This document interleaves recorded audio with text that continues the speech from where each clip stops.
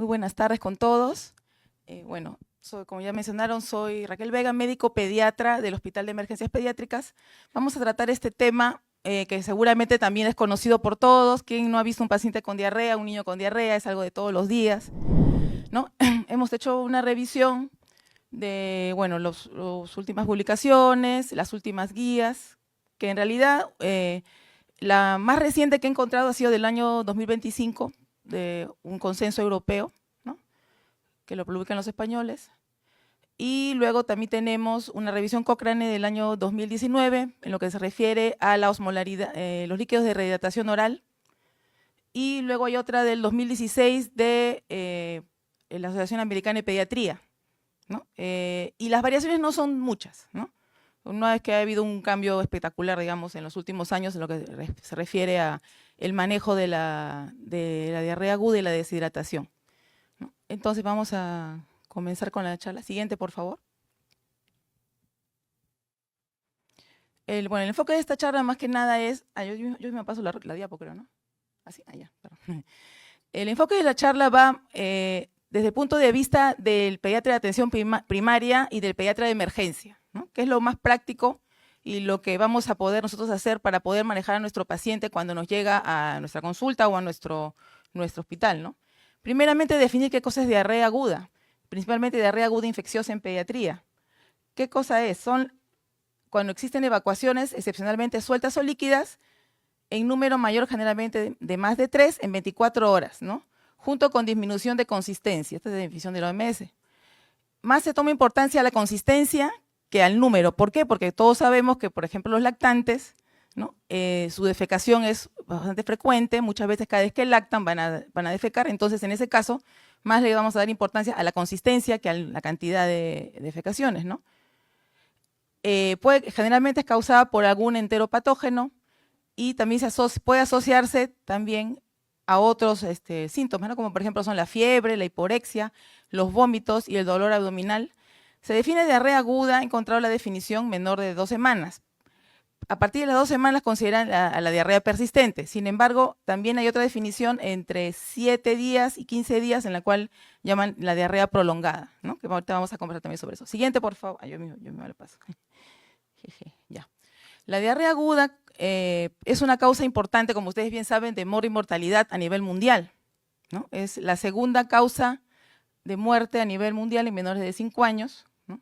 Representa, por ejemplo, en el año 2013 representó 500.000 de muertes en menores de 5 años. En nuestro país, la diarrea aguda ya ha quedado, sigue produciendo muertes, ha quedado ya en tercer lugar. Y en muchos países la mortalidad por diarrea ha disminuido gracias a la terapia, uno de los pilares de lo que es el tratamiento de la diarrea en pediatría, que es la terapia de rehidratación oral, que algunos lo consideran como el avance, me impactó escuchar eso, leer eso, ¿no?, que es el avance médico más importante del siglo XX. Ustedes dirán, bueno, que el avance más importante no será una operación cardíaca, ¿no?, no será el ECMO, no lo sé, no, es la terapia de rehidratación oral porque es la que más impacto ha tenido en lo que se refiere a salvar vidas a nivel mundial, ¿no?, en países, sobre todo en países pobres, ¿no? La prevalencia de diarrea en el Perú es entre el 15 y el 18.9% en menores de 36 meses, pero esta cifra es variable, ¿no?, porque nosotros sabemos que en nuestro país existe una gran diferencia entre los diferentes grupos poblacionales, ¿no?, grupos que de repente la epidemiología se asemeja mucho a países como Chile, como Argentina o incluso países de repente Estados Unidos, y otros grupos que están, como ya mencionaron, también con otros temas, como el tema de la neumonía, el doctor Falcón, que se acercan a lo que es países africanos, ¿no? Entonces, en algunas poblaciones, por ejemplo en la selva, esta prevalencia puede ser mayor, por ejemplo un 25%, ¿no? Aquí tenemos las muertes, ¿no?, por diarrea, ¿no? La mayoría en los países africanos es muy alta, ¿no?, y en los países de América Latina ya ha ido disminuyendo a través de los años. ¿Cuál es el germen que más mata, el que más mortalidad produce? Primeramente, ¿cuál es el germen que más diarrea produce a nivel mundial? Los virus, ¿no? Las diarreas virales son las más frecuentes en pediatría, y dentro de las diarreas virales el rotavirus, y el que más mata es el rotavirus, ¿no? Aquí tenemos una estadística en la cual refieren, por ejemplo, en lo que se refiere a mortalidad, el rotavirus un 38.3% de las muertes a nivel mundial. La etiología, bueno, ya hemos mencionado los agentes, después lo vamos a ampliar un poco más, los virus, como el rotavirus, norovirus, que en países donde ya tienen una buena tasa de vacunación contra rotavirus, el norovirus es el que pasa en primer lugar en las diarreas virales, como en Estados Unidos, por ejemplo. También el adenovirus. En cuanto a las bacterias, Campylobacter, E. coli, enteropatógena, Shigella, Salmonella. Acá no está la Shigella porque este cuadrito es de español, pero aquí en el Perú la Shigella es un agente muy importante, ¿no? También tenemos que tener en cuenta que existen otras causas de diarrea que no son diarrea aguda infecciosa, ¿no? Aquí resumiendo, por ejemplo, una causa frecuente, por ejemplo, la infección urinaria, también puede tener dentro de su sintomatología la diarrea, ¿no? Lo que le llamaban antes diarreas parenterales, ¿no? Por ejemplo, una otitis media también puede tener dentro de su sintomatología la diarrea. Otras causas, estar seguros que se trata de una diarrea y no se trata de un cuadro quirúrgico también. Por ejemplo, cuando tenemos diarreas con moco y sangre, tenemos, por ejemplo, lo que es la invaginación, ¿no? La invaginación, que es un cuadro en el cual va a haber las deposición, dolor abdominal intermitente, deposiciones con sangre, pero en aspecto de jarabe de grosella, que seguramente ustedes han conocido, han visto algún paciente con este caso. Y también las apendicitis, por ejemplo, cuando la ubicación del apéndice es retrocecal, puede ocurrir también diarrea. O sea, el que el paciente tenga diarrea no descarta que sea una apendicitis. A nuestro hospital, que el Hospital de Emergencias Pediátricas, por ser centro de emergencias con cirujano pediatra, a las 24 horas llegan muchos casos de dolor abdominal, ¿no? Y hemos visto casos en los cuales el paciente presenta diarrea y sin embargo es una apendicitis, ¿no? O sea, no descarta, ¿no? A veces dicen, tiene diarrea, le duele por eso, pero no. Hay casos de apendicitis que se presentan con diarrea también. En cuanto a los agentes etiológicos, tenemos, como ya mencionamos, que los virus son los más importantes. Tenemos también a las bacterias. En cuanto a las bacterias, a nivel mundial la Shigella se encuentra entre las primeras causas. En algunos estudios realizados en Lima y en el Perú, he podido revisar ahora a raíz de la invitación del doctor Tutaya, bueno, en Lima hemos encontrado, hay varios estudios, algunos realizados, por ejemplo, en mi hospital el año 2002. Yo hice también un estudio el año 2007 en una zona urbana marginal de Lima, y se ha encontrado que los agentes más importantes son el Campylobacter. En primer lugar, en nuestro hospital se ha encontrado aislamiento de Campylobacter en un 13% al 15% de los casos de diarrea, por ejemplo, ¿no? Y la Shigella en segundo lugar, ¿no? También depende de qué población estemos nosotros con el que estemos tratando. Es importante, en el lugar donde ustedes estén trabajando, de preferencia conocer la epidemiología del lugar, ¿no? Por ejemplo, el trabajo que hice yo lo hice en Pamplona Alta, en el año 2007, y ahí encontramos que aproximadamente un 45% no aislamos el germen, y un 65% salió positivo. Y de este 65%, casi la mayoría eran Shigella. 90% de Shigella. Es una zona en la cual no hay agua potable ni desagüe, hacinamiento, ¿no? Por ejemplo, ¿no? Yo no digo que eso vaya a ser necesariamente extrapolar a todo el Perú, ¿no? Sabemos que a nivel mundial la mayoría son virales, ¿no? Pero también dependerá de las características ambientales, donde está el paciente, ¿no?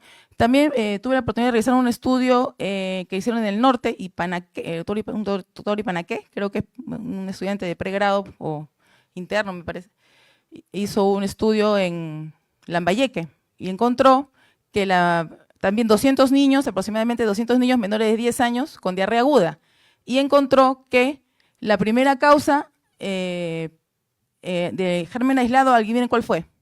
La Giardia. Encontró un 13%, 18% de Giardia, por ejemplo, en diarrea aguda, ¿no? Que llama mucho la atención. ¿Cómo serán las condiciones ambientales de esta población, ¿no? Aquí en Lima hemos encontrado que en la zona urbana de Lima sí, la mayoría son virales. En nuestro hospital se realiza la prueba para detectar rotavirus, adenovirus, y hemos encontrado, sobre todo en los meses de invierno, más del 70% de las diarreas son virales, ¿no? Y un 20-30% de otras causas. Bueno, esto es lo mismo que dijimos antes, la mortalidad, ¿no? El germen que más mata es el rotavirus. En cuanto a la fisiopatología, bueno, sabemos que según el germen va a variar pues la fisiopatología de la producción de, qué es lo que nos produce la diarrea. Básicamente la diarrea se produce porque hay un volumen incrementado de agua y electrolitos y también glucosa en el lumen intestinal que no puede ser absorbido y en consecuencia se produce la diarrea, ¿no?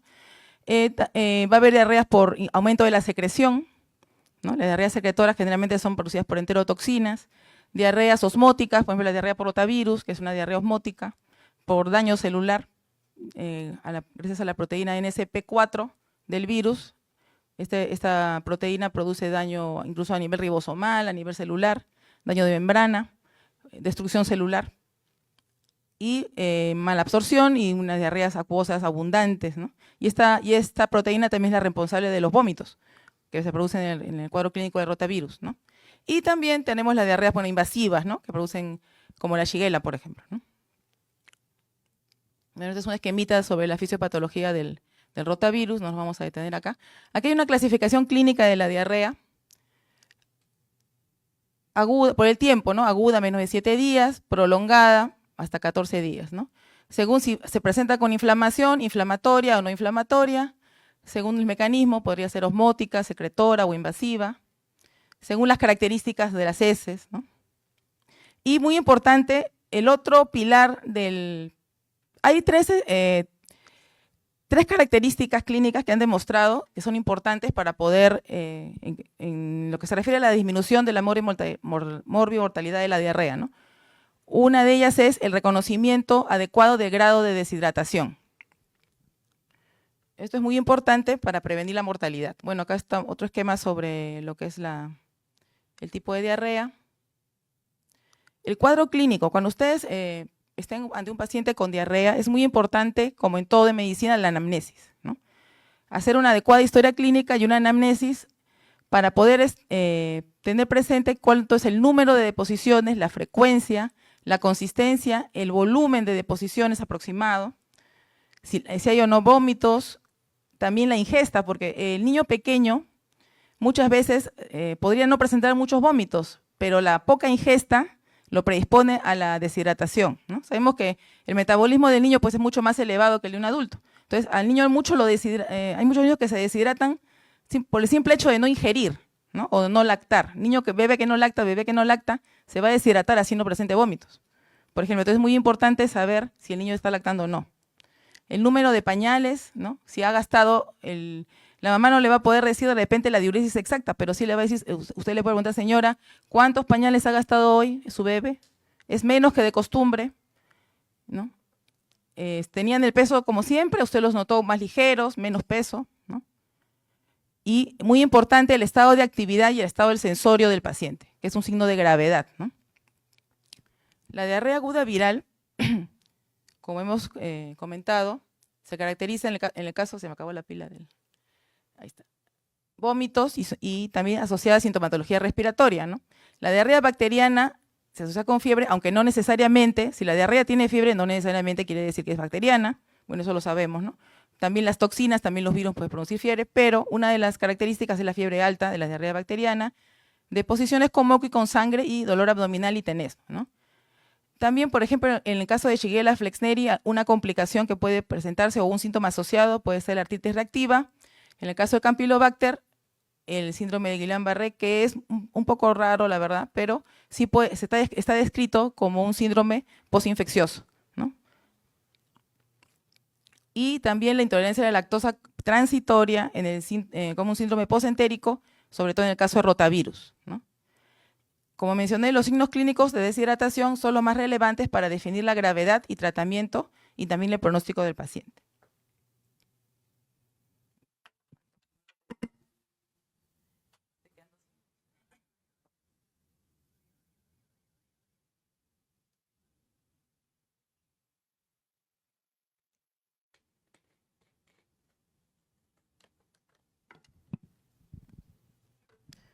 Es importante poder reconocer el grado de deshidratación de nuestro paciente para poder darle un tratamiento adecuado y saber en qué momento vamos a referirlo a un centro de mayor complejidad, ¿no? Entonces, tenemos aquí el grado de deshidratación según la Academia Americana de Pediatría, en la cual define la deshidratación mínima o la deshidratación cuando no presenta todavía síntomas o signos, ¿no? Asintomática y no observamos signos. se asocia con un menos del 3% de pérdida, ¿no? Deshidratación leve a moderada, de 3 al 9% de pérdida, y deshidratación severa, mayor del 9%. Y según la OMS, tenemos tres tipos de deshidratación, bueno, tres tipos de diarrea, mejor dicho, ¿no? Sin deshidratación, con pérdidas menores del 5%, con algún grado de deshidratación, entre 5 y 10%, y con deshidratación severa mayor del 10%. Aquí, por ejemplo, tenemos una foto de un niño que presenta los ojos hundidos, ¿no? Se le ve somnoliento.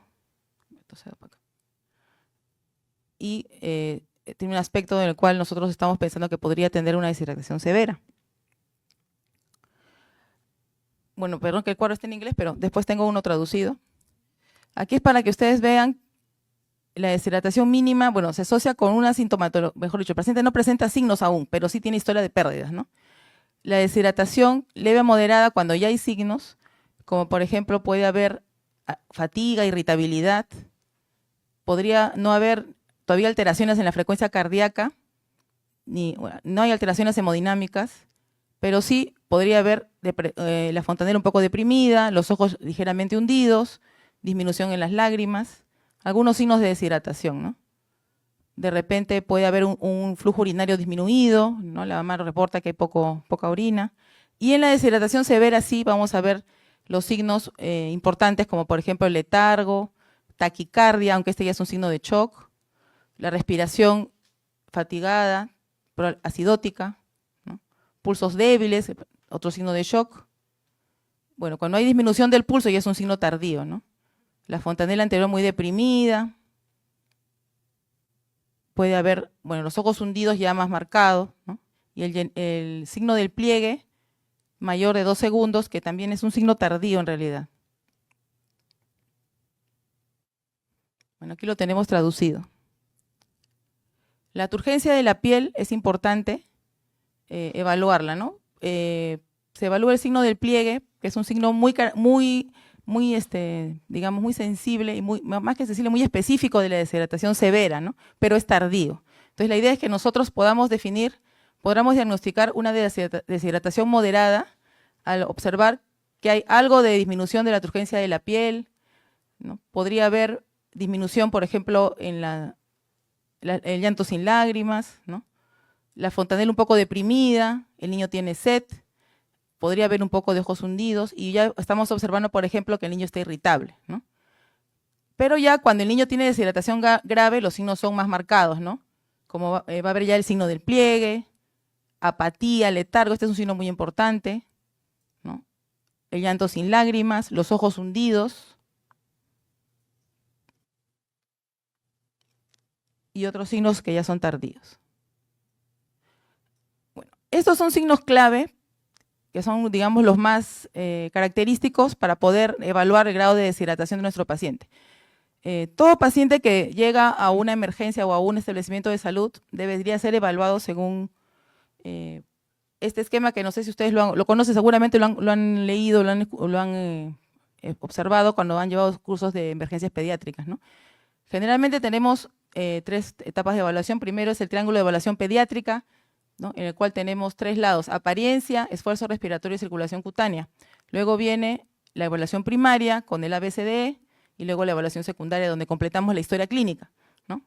Usualmente cuando hacemos esta evaluación es cuando estamos en la emergencia y el paciente llega y nosotros lo que queremos es reconocer rápidamente los signos de gravedad para poder actuar, mientras ya vamos ampliando la historia, ¿no? Y no esperar a hacer la historia completa para recién dar un tratamiento, que es lo que normalmente se hace en un consultorio, ¿no?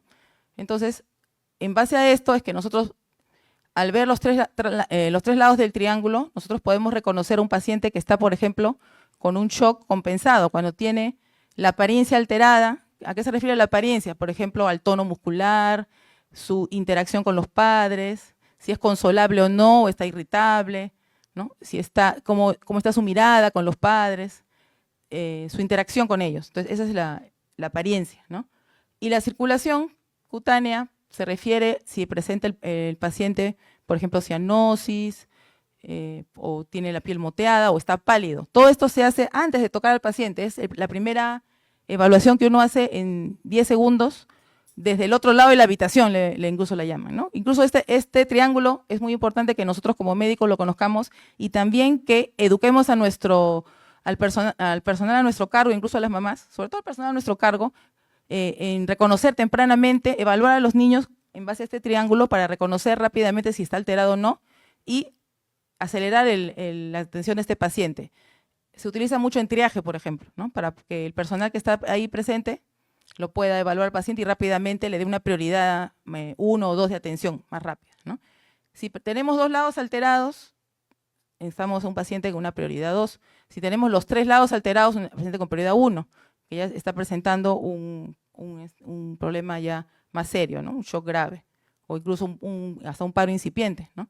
Paro cardíaco. Entonces, el paciente debe ser atendido de inmediato.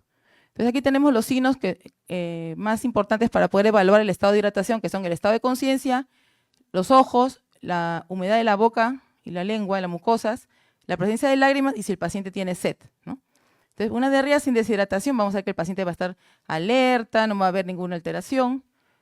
Con la deshidratación, la diarrea con deshidratación, ya el paciente va a estar intranquilo, irritable, con los ojos hundidos, las mucosas secas, lágrimas escasas y va a estar sediento. Y en la deshidratación severa va a haber letargo, los ojos muy hundidos o secos, la lengua muy seca, ya no va a haber lágrimas y el niño ya no es capaz de beber, ¿no? Exploramos el signo de pliegue, como ya mencionamos, y decidimos, cuando no hay signos de deshidratación, ese es el plan A. Cuando hay signos de deshidratación, el plan B. Y en el plan, bueno, cuando no hay deshidratación severa, se va a usar el plan C, pero acá tenemos que reconocer también los signos de shock, que lo vamos a ver en un momentito, ¿no? Los signos de shock, cuando el paciente presenta signos de shock, ya no deberíamos primeramente sacarlo del shock y luego ya proceder a aplicar el plan C, ¿no? Bueno, aquí son los mismos, solo que en un esquema para que ustedes lo puedan ver. Otra ilustración sobre los signos, la fontanela, los ojos hundidos, la piel seca, el signo del pliegue, ¿no? En cuanto a los exámenes de laboratorio, podemos realizar la reacción inflamatoria y se considera que está más relacionada con la diarrea bacteriana cuando tiene mayor de 50 leucocitos, ¿no? Una reacción severa. Sin embargo, su confiabilidad es variable porque en algunos casos de diarrea bacteriana, sobre todo al inicio, algunas veces vamos a encontrar la reacción inflamatoria negativa o con baja celularidad, ¿no? Entonces, y también habría algunos casos, por ejemplo, si hay alergia a la proteína de leche de vaca, por ejemplo, también podemos encontrar reacción inflamatoria positiva, podríamos encontrarlo. Entonces, no es tan, digamos, tan confiable. Sí, lo ideal sería que nosotros más nos basemos en la clínica del paciente y en los factores de riesgo del paciente, ¿no? En cuanto al coprocultivo, esto también es consenso. ¿A quién se le solicitaría un coprocultivo? Normalmente no le realizamos coprocultivo a todos los pacientes, ¿no? Sabemos que es autolimitado, entonces no es necesario realizarlos. Generalmente debemos hacerlo cuando hay diarrea con moco y sangre, cuando el paciente es menor de 3 meses por el riesgo de bacteriemia, ¿no? Debido al paciente que a esta etapa de la vida pues, tiene la inmunidad más baja, ¿no? Y está en más riesgo de presentar una infección generalizada. Cuando hay enfermedad grave o sospecha de sepsis, con fiebre alta, cuando hay una diarrea severa con más de 10 deposiciones al día, o diarrea persistente que se prolonga por más de 15 días, ¿no? También con fines epidemiológicos, ¿no? Cuando hay un brote en una guardería o en un hospital. También se puede realizar test virales, en algunos establecimientos los tenemos, para rotavirus o adenovirus, y el examen directo en heces es para la visualización del Campylobacter, ¿no? Eso también se puede realizar y también podemos diferenciar este germen. La analítica sanguínea se reserva para los pacientes con deshidratación moderada o severa que requieren hidratación por vía intravenosa, que son los menos, ¿no? Vamos a solicitar un hemograma, electrolitos, bioquímica, según el caso. La glucemia, algunos casos, algunos pacientes con deshidratación moderada severa pueden cruzar con hipoglicemia, también lo podemos ver. Bueno, vamos a hablar ahora sobre lo que es el manejo. Como mencionamos, la parte fundamental es el manejo de la hidratación. Es lo que va a disminuir la mortalidad. No tanto la antibiótico terapia se reserva para algunos casos, como sabemos que es un cuadro autolimitado, incluso en caso de ser bacteriano, no a todos los pacientes se les va a dar antibióticos, se les va a recetar antibióticos. Igual los antieméticos y los probióticos, ¿no?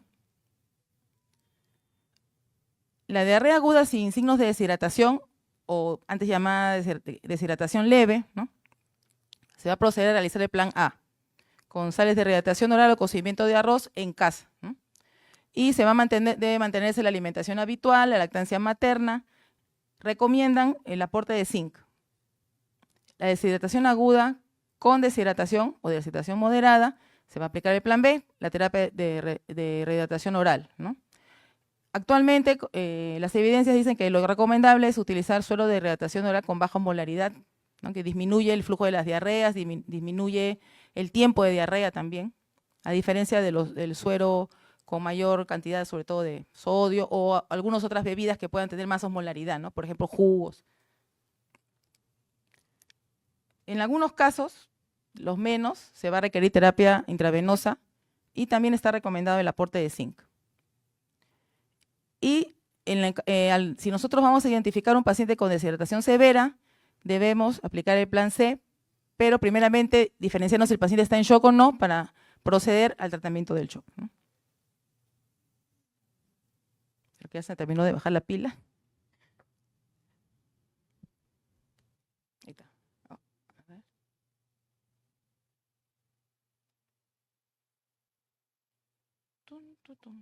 Ahora. Ahí está. Ya. Bueno, la diarrea sin deshidratación simplemente son los cuidados en casa con educación a la madre para los signos de alarma, ¿no? Que es lo más importante, ¿no? Aumentar la ingesta de líquidos apropiados, la lactancia materna, muy importante, ¿no? La reposición con 10 mililitros por kilo por cada deposición o vómito con suero de rehidratación oral o cocimiento, parentela de arroz o cocimiento de arroz, ¿no?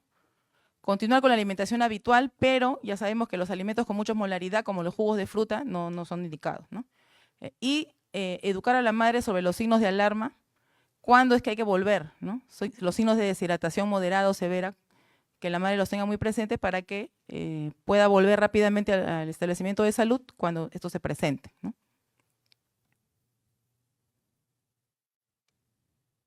Bueno, en países en vías de desarrollo, en general está recomendado para todos los niños el suplemento de zinc, pero en Europa no lo utilizan mucho porque han visto que no hay mayor diferencia. Probablemente se deba a que en nuestros países del tercer mundo hay algún grado de deficiencia de zinc en los niños, ¿no? Entonces, a nosotros a darles el suplemento de zinc, en estudios hechos en países en vías de desarrollo, se ve que mejora, disminuye el tiempo de diarrea, incluso disminuye que el niño vuelva a presentar diarrea en un tiempo, ¿no? En 2 semanas, algunos ponen hasta 2 meses, ¿no?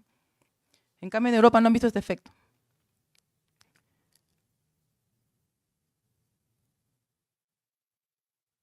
Es importante, como mencionamos, el riesgo, ¿no? El riesgo, los niños con alto riesgo que están en plan A, estarían en plan A, o sea, niños que aún no presentan signos de deshidratación, pero están en alto riesgo de presentar una deshidratación moderada o severa. Por ejemplo, niño que presenta 3 o más vómitos por hora o más de 5 vómitos en 4 horas, más de 10 deposiciones en 24 horas o 4 deposiciones en 4 horas. Niños que estuvieron anteriormente en plan B o C, ¿no? Ya tienen historia de haber estado. ¿Eso qué quiere decir? Que quizás en la casa no hay las condiciones adecuadas o la madre no está todo el tiempo atenta al niño y no lo ha estado hidratando adecuadamente cuando está con el niño con la diarrea, ¿no? Hay difícil acceso geográfico, sospecha de cólera, hace mucho tiempo que no hay cólera por acá, pero esos pacientes deben ser manejados inicialmente en el establecimiento de salud, observarlos, ¿no? Siquiera por 2 horas, en otras referencias hasta 4 horas. A pesar que el niño no esté deshidratado, cuando tiene un flujo alto de deposiciones, el paciente debería quedarse en observación un tiempo para ver qué tolera, ¿no? Y luego, si ya todos vemos que toleró, no se ha deshidratado, lo puede manejar en casa. ¿Qué pasó? Bueno, el cocimiento de arroz se emplea frecuentemente en niños, tiene una osmolaridad baja, contiene almidón que favorece la liberación de glucosa a nivel intestinal, facilitando el transporte de sodio y de agua, es de baja osmolaridad, disminuye la secreción intestinal y bloquea los canales de cloro, que la estimulación de los canales de cloro se produce en las diarreas enterotoxigénicas, ¿no? Por ejemplo, por E. coli enterotoxigénica. Entonces, tiene un efecto ahí también. Disminuye el volumen de las heces en las primeras 24 horas y disminuye también la duración de la diarrea y las necesidades de líquidos intravenosos, ¿no? ¿Cómo se prepara? tenemos que decir, señora, denle la panetela, ¿no? Pero a veces no sabemos ni cómo se prepara. La montamos a la abuelita, la llamo a mi mamá, mamá, ¿cómo se prepara la panetela? Bueno, ya encontramos cómo se prepara. Eso ya lo sabíamos, pero también lo reforzamos, cómo se prepara la panetela. Hervir a fuego lento, 100 gramos de arroz, más o menos un puñado de arroz, decían las señoras, ¿no? Un puñado de arroz con 6 gramos de sal, un poquito más de una cucharita, y 1.2 litros de agua. Hay que hacerlo hervir durante 1 hora, de tal manera que esto se va a evaporar hasta llegar a 1 litro. Eso es lo que dicen, ¿no? Que en la literatura, que llegue a 1 litro. Y luego colarlo. ¡Ay! Socorro, ya. Me asusté. Bueno, los líquidos caseros deben cumplir unos requisitos establecidos, que sean de baja molaridad, 5 miligramos por litro y menor de 300, ¿no? Ya hemos mencionado que los jugos de fruta no son los más adecuados. Bueno, ya sabemos, ya hemos mencionado esto. El plan B es que el niño tome el suero con un monitoreo adecuado en el establecimiento de salud, y es un niño que ya está presentando signos de deshidratación moderada, ¿no? Entonces, es de 50 a 100 cc por kilo en 3 a 4 horas, aproximadamente de 12 a 25 cc por kilo por hora. Recomendable, no menos de 20 por kilo de peso por hora, ¿no? Usualmente se da una cucharita cada 1 a 2 minutos. Debe ser reevaluado cada 2 horas, con un personal capacitado que va a estar monitoreando el estado del niño, haciéndole el balance, viendo que no haga deposiciones. Muy importante el personal que está presente aquí, ¿no? Hemos visto, por ejemplo, niños que estaban con deshidratación moderada, les hemos ido, vaya a la URO a tomar, y con una deposición grande pasaron de moderada a severa, o se chocan con una deposición, ¿no? Ya nos ha pasado varias veces. Entonces, es muy importante qué personal va a estar aquí, que sea capacitado, que tenga experiencia en reconocer los signos de alarma, ¿no? Hay que observar que para poder dar de alta que revierte los signos de deshidratación, la presencia de emisión y la buena tolerancia oral. Esta es la URO, bueno. Ay, bendito. Cuando fracasó, cuando hay un flujo alto de deposiciones, vómitos persistentes, balance negativo, ingesta insuficiente de suero, ¿no? Y si luego de 6 horas el paciente sigue deshidratado. Bueno, esto ya no lo vamos a ver. Esto de aquí es importante. La deshidratación, el paciente cuando está con deshidratación severa, primeramente identificar si el paciente está o no en shock, como hemos mencionado. No es lo más adecuado a un paciente en shock hidratarlo, como dice el plan C, con solución polielectrolítica, pasarla en 1 hora, ¿no? 30 por kilo en 1 hora, no es lo más adecuado. Lo adecuado en un paciente en shock es proceder a darle bolos de cloruro de sodio, ¿no? A 20 por kilo, cada 15 minutos o 20 minutos, esperar respuesta, ver que mejore el pulso, el paciente se despierte, monitoreo constante, ¿no? Y hasta 3 veces, también evaluar que el paciente no esté con luego de un bolo siempre tenemos que evaluar si ya revertió la deshidratación severa, si los signos de shock, y por ejemplo evaluar el hígado cómo está, no nos vayamos a estar pasando de volumen, ¿no? Si hay rales, siempre luego de cada bolo reevaluar los signos de deshidratación y evaluar si hay signos de sobrecarga, ¿no? Y luego, una vez que el niño salió del shock, continuar con el esquema de hidratación severa, ¿no? Este es el esquema para deshidratación severa, que lo conocemos, ¿no? En menores de 12 meses, 30 mililitros por kilo en 1 hora, seguido de 70 mililitros por kilo en 5 horas, o sea, en 6 horas, en otras palabras. Y para niños mayores, un esquema más acortado, que puede ser 30 mililitros por kilo hasta en 30 minutos, o algunos prefieren darlo en 1 hora, ¿no? En total que sean 4 horas. Y seguido de 70 mililitros por kilo en 2.5 a 3 horas, ¿no? Este es el esquema con solución polielectrolítica o lactato de Ringer. Si no contamos con solución polielectrolítica, se puede preparar con cloruro de sodio un suplemento, ¿no? Que no es igual, pero puede funcionar también. Cloruro de sodio, solución fisiológica, 500 cc, con la dextrosa al 5%, 500 cc, y cloruro de potasio. Con monitoreo continuo, ¿no? Y algo que también está demostrado que funciona, que sirve, es el reinicio precoz de la vía oral. Una vez que el paciente ya esté despierto, ya esté mejor estabilizado, debemos reiniciar la terapia de hidratación oral y la lactancia materna incluso. Si tolera menos 4 horas, continúa con el plan B. Bueno, esto para posteriormente, si lo podemos ampliar de repente, si hay tiempo. Sería importante que todos los médicos que nos encontramos de repente lejos y no tenemos un hospital cerca, aprendamos a colocar una vía intraósea en un paciente pediátrico, ¿no? El Colegio Médico hizo un curso al inicio de año donde se vieron temas de emergencia pediátrica, ¿no? Y seguramente conocerán ustedes que hay talleres en lo que se refiere a manejo de este tipo de procedimientos, ¿no? Y es un procedimiento que es relativamente sencillo, la técnica, ¿no? Incluso en otros países los paramédicos lo realizan, ni siquiera los médicos, los paramédicos, ¿no?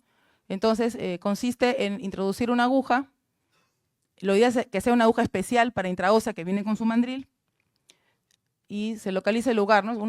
1 a 2 centímetros por debajo de la tuberosidad de la tibia y 1 a 2 centímetros medialmente, con mucho cuidado, con suavidad, pero aumentando la fuerza gradualmente hasta lograr, sentir, ¿no?, que se venció el hueso y llegamos a la médula, ¿no? Y esta vía es una vía que sirve como una vía central, ¿no? Se puede pasar fluidos, se puede pasar medicamentos, incluso se puede pasar sangre, ¿no? Parece mentira, pero lo que hemos visto, parece mentira que eso fuera real, pero funciona, se puede utilizar, incluso dura hasta 24 horas, ¿no? Pero sí tiene que estar bien fijada y cuidando y mirando, observando para ver que no haya extravasación, ¿no? Bueno, se derivan los signos, las características que debe tener el paciente para derivarlo cuando ha habido shock, alteración neurológica, cuando hay probabilidad de insuficiencia renal, vómitos incoercibles, distensión abdominal, sospecha de cuadro quirúrgico, nunca lo olvidemos, no todo es diarrea, ¿no? Fracaso del tratamiento, flujo alto, factores sociales. Bueno, el antibiótico dependerá de la etiología. Mencionar que el caso, por ejemplo, de la E. coli enterohemorrágica es una cepa que está asociada con el síndrome urémico hemolítico, y si nosotros le damos antibiótico al paciente con esta bacteria, vamos a incrementar la posibilidad de que el paciente tenga síndrome urémico hemolítico, ¿no? Entonces, por eso es que el antibiótico debe ser reservado para casos en los cuales nosotros ya tengamos idealmente una sospecha clínica muy cercana, mejor dicho, muy acertada, y solamente en casos determinados, sobre todo cuando el paciente es pequeño, ¿no? Antibióticos endovenosos en caso de que estemos pensando, pues, que el paciente esté presentando un cuadro séptico, ¿no? Esté ya con un problema ya mayor, ¿no? Bueno, una serie de antibióticos que esto ya ustedes seguramente lo conocen. El ondansetrón podría funcionar en algunos casos, ¿no? Se ha visto que ondansetrón vía oral o vía endovenosa puede disminuir la necesidad de hospitalización. Por acá hay un estudio basado en evidencias, pero la evidencia, digamos que es modesta, moderada, ¿no? No es una evidencia fuerte. Los probióticos, igual, los probióticos podrían ser utilizados para disminuir el tiempo de la diarrea, la frecuencia de las diarreas. Depende de qué probiótico sea, ¿no? Por ejemplo, lactobacillus, algunos lactobacillus, Saccharomyces boulardii, ¿no? Pero digamos, el efecto es modesto, lo dicen las bibliografías, ¿no? O sea, por ejemplo, acortan el tiempo de enfermedad en 24 horas, 30 horas, poco tiempo, ¿no? O sea, no es que sea un efecto muy marcado, ¿no? Suplemento de zinc sí se recomienda, es beneficioso, restaura la integridad de la barrera de la mucosa, incluso disminuye la incidencia de diarrea en los siguientes 2 a 3 meses, ¿no? Y muy importante, la lactancia materna. La prevención, la higiene de manos, saneamiento ambiental, hasta que no haya un saneamiento adecuado, pues seguiremos teniendo altas tasas de diarrea, ¿no? Y la lactancia materna ha sido identificada como la intervención más efectiva para la protección de niños menores de 5 años contra la diarrea y todas las causas de mortalidad, ¿no? Aquí un dibujo similar al que presentó el doctor Falcón, en el cual se ve el efecto de la lactancia materna, los anticuerpos producidos a nivel intestinal de la madre por las bacterias que pueden haber estado, o sea, si a la mamá le da diarrea, la mamá va a producir anticuerpos contra la Shigella, por ejemplo, y esos anticuerpos contra la Shigella se los va a pasar por la lactancia materna al bebé, ¿no? Así de maravillosa es la lactancia materna. Muy bien, esta es la bibliografía revisada, y si gustan después les paso, o alguna pregunta que tengan. Muy bien, muchas gracias.